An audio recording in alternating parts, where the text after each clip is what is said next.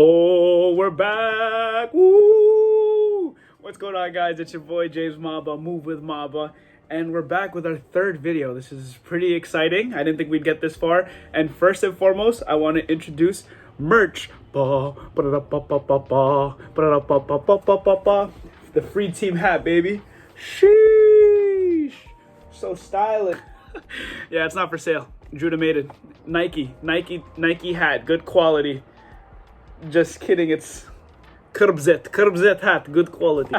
Without further ado, welcome to the third video, and we're gonna talk Q&A today. So I asked on Instagram, I asked on Facebook, I asked people around me, what questions did you have about the rental real estate market?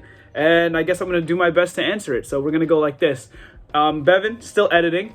I want fire. Boom, boom, boom, boom. Very nice. And now we'll start with the first question. I'm going to roll over to the side here. Bevan will put the questions up here. Question number 1.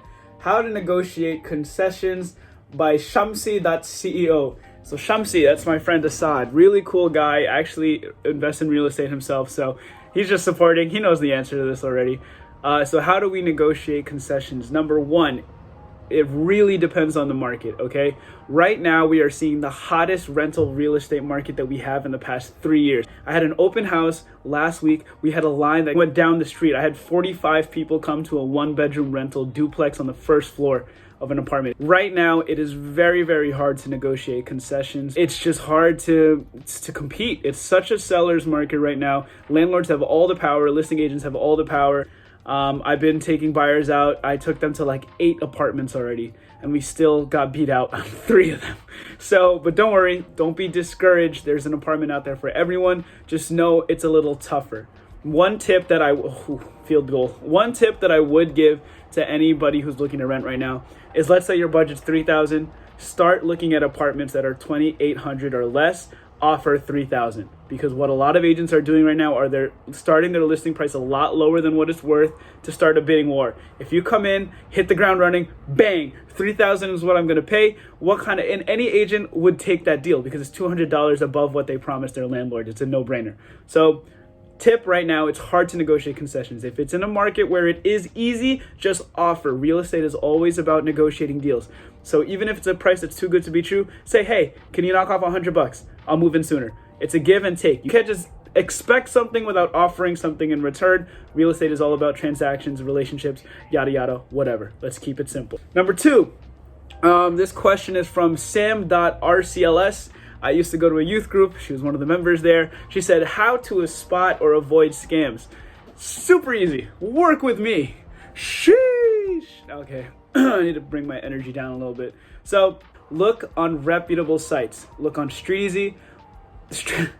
Honestly, when it comes to rentals, I was going to list all the sites, but StreetEasy and Zillow is right now the most reliable website you can go to for rentals. Even other brokerage websites like Douglas Elliman, Corcoran, everything but Compass is unreliable, because what happens is a lot of agents keep up listings that have already rented in order to get clients. Something that you see all over the place. Don't look at Craigslist. Don't look at brokerage websites. Don't look at Facebook Marketplace unless you're looking for something that is a lower budget than normal. If you're trying to find those sweet little nugget deals, 1 room, roommate, luxury building for $1,000, look on those websites, but please, please, please vet everything. Number 2, work with brokers who have a face up on their profile and have a history of deals. Just me personally, not to brag, but I did 350 transactions last year, so I am considered a reputable broker. That doesn't mean don't work with new brokers. That just means work with someone who you personally can trust. If your friend's a new broker, he's reputable. Trust him, but kind of second guess what they say and do your own research. Number 3, search up building history. So go on StreetEasy, go on past rentals, look up the entire up and down. Who's representing this building? Usually every building has 1 or 2 exclusive agents. Look up them. Are they representing this apartment? Is it a random one-off agent? Things like that. Number 4, read everything before signing, leases, applications, everything. I just recently got my clients out of an application because we look at the application and it said, if you sign on this document, you're good to apply without ever seeing the apartment and agreeing to put the first and security down before scheduling the open house. I said, that's so stupid. We would never do that. I want to make sure I save you the most money and get you most bang for buck. I mean, it all boils down to work with someone you can trust, stay away from crappy sites. Question number 3, Mark Clem, somebody I cross up in basketball all the time, open gym friend.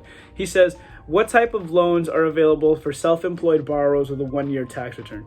So, first and foremost, I want to preface this with I am not a mortgage lender. I have absolutely, when it comes to knowledge over loans, it is about this amount compared to lenders who have this amount. So, but what I do know is there's two ways you can get in a house or apartment. Number 1, commercial loan. This is mostly for investors. As long as you have a good track record of investment properties, you can buy a house under a commercial loan for a higher interest rate as long as you have 20% of a down payment saved. It varies, it's very different, but that is one way where they don't even look at any tax returns. Number 2, do what I did. I signed a house under someone who does have a W-2 job. I'll be honest with you, I'll be super transparent. The way I invest in real estate is I save up the down payments and I buy through my dad's name. So his name is on the mortgage, it's all my money, and then my name is on the title. That's one way you can do it. After 2 years, when you can actually, under the eyes of the law, afford the house, then you can change the name to strictly just yours and cut your dad or everyone out. Number 4, this comes from my vending machine partner.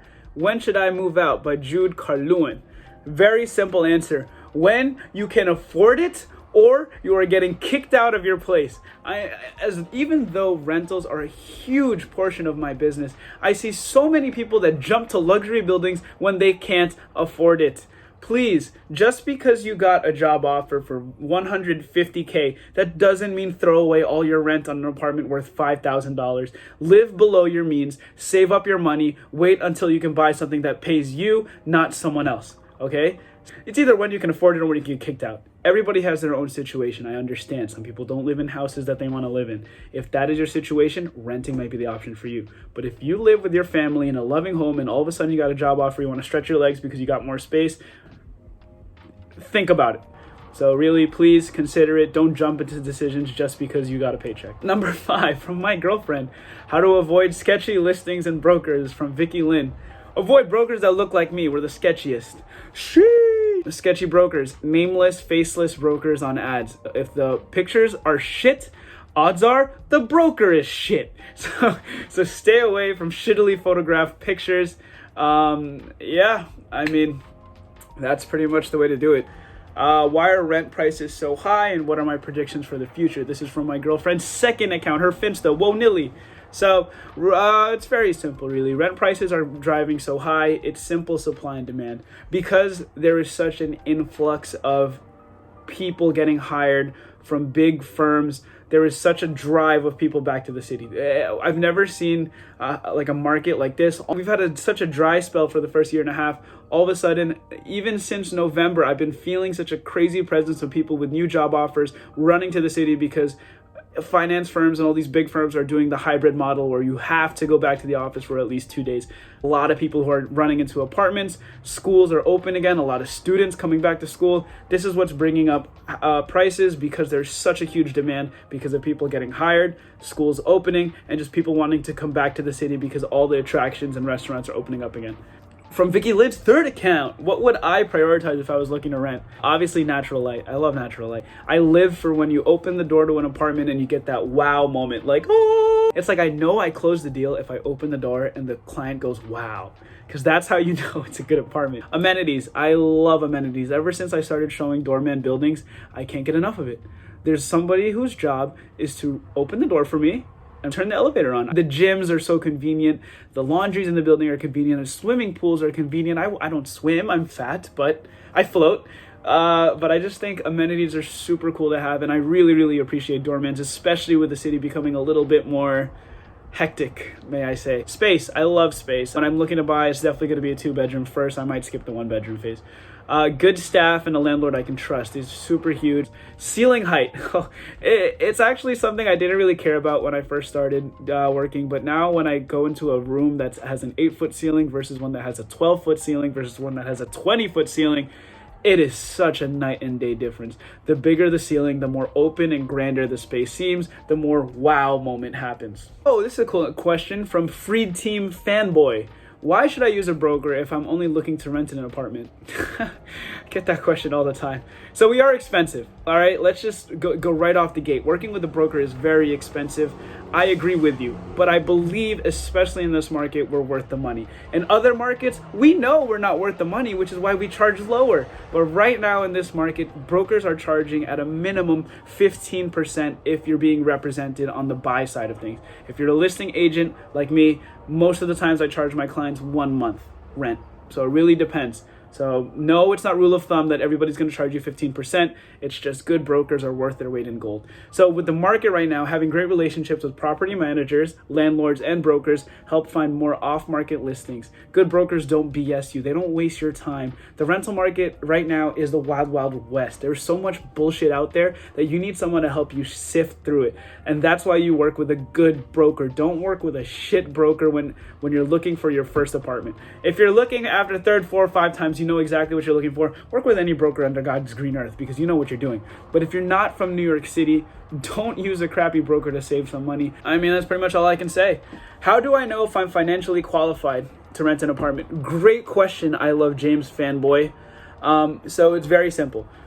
The two biggest ways we qualify people is 40 times the rent and good credit. I might stretch that so far to say 40 times the rent, good credit, and at least 3 months worth of rent in your bank statement.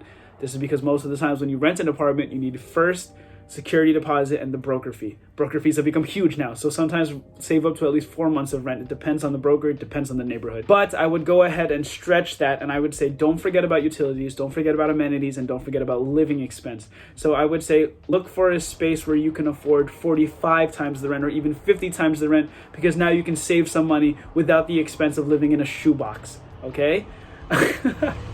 I found the perfect rental. What's the best way to make sure I secure the apartment? Great question. Pushaisty will move with Maba. Number 1, have all docs ready. If you're interested, I will send you my standard application process I use for every single landlord to vet every single client. It's all for free. I'll literally just send it. It doesn't take a lot. Have all docs ready. Prepare to move quickly. And don't get too emotionally attached to apartments. Right now, especially in this market, apartments come and go and come and go and come and go. Don't get too attached. Be prepared to miss out on apartments and be prepared to get outbid of apartments. Remember, like I said, in this market, if you want to navigate it, if your budget is $3,000, stick to a budget of 2.8, offer $3,000 on a great apartment at 2.8. Or stick to $3,000 and find something at $3,000 and maybe get outbid. But if you really want to guarantee you get that apartment, trust me, outbid and have all documents ready, be very qualified, and you should be good to go. Other than that, I think that was a pretty successful episode. I definitely spoke really, really fast, but I mean, who cares? Bevan will slow it down. Thanks for watching again, guys. It was a pleasure. Hopefully I answered everybody's questions. I'll be doing this more often. And as always, move with Maba. Bye!